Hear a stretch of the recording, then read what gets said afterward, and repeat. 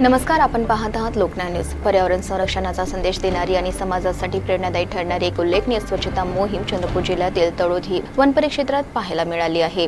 तळोधी बालापूर येथील प्रसिद्ध पेरजागड म्हणजे 7 बहिणी डोंगर परिसर स्वाप संस्थेच्या स्वच्छता मित्रांनी श्रमदानातून पूर्णपणे स्वच्छ करत प्लास्टिक मुक्त करण्याचा स्तुत्य उपक्रम राबवला। या मोहिमेत दरम्यान डोंगराच्या शिखरापासून ते पायथ्यापर्यंत विखुरलेला प्लास्टिक कचरा गोळा करण्यात आला आणि तब्बल 2 ट्रॅक्टर भरून प्लास्टिकच्या बाटल्या, पिशव्या तसेच दारूच्या बाटल्या हटवून संपूर्ण परिसर स्वच्छ करण्यात आला। 7 बहिणी डोंगर हे तळोधी परिसरातील एक प्रसिद्ध पर्यटन व धार्मिक स्थळ असून येथे दरवर्षी हजारो पर्यटक आणि भाविक भेट देतात। विशेषतः 15 ऑगस्ट, 26 जानेवारी आणि महाशिवरात्री या दिवशी येथे मोठी गर्दी पाहायला मिळते।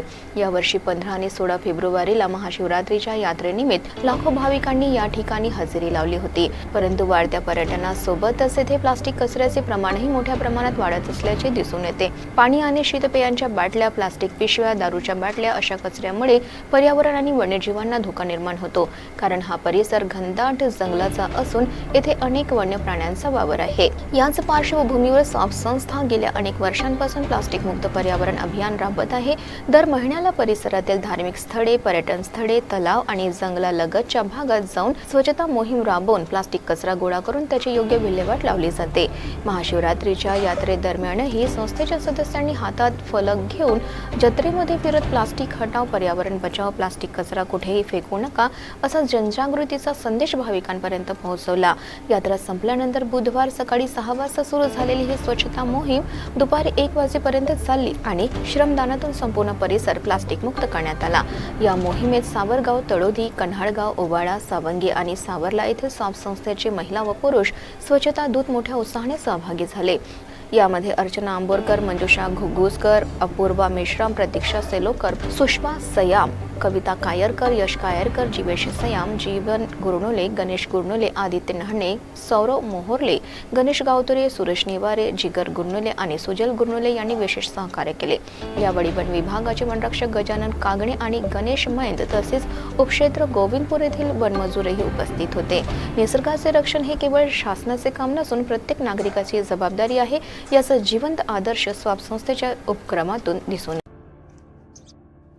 मित्रांनो, हा आहे प्लास्टिक कचरा जो आपल्या 7 बहिणी 7 सिस्टर हिल म्हणून प्रसिद्ध आहे, धार्मिक स्थळ आहे। येतं महाशिवरात्रीची मोठी जत्रा भरते।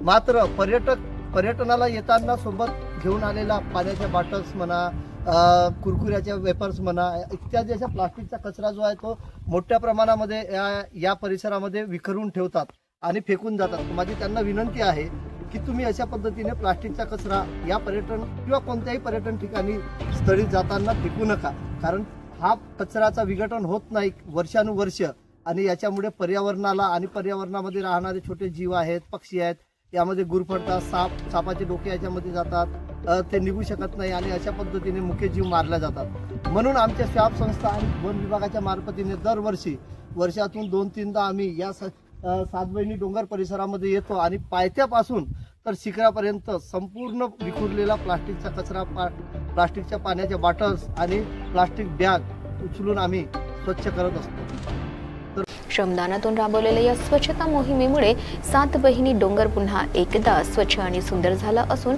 पर्यावरण संरक्षणासाठी हा उपक्रम समाजासाठी निश्चितच प्रेरणादायी ठरत आहे। लोकन्याय न्यूज संपादक रोशन खानकुरे, सिंदेवाही।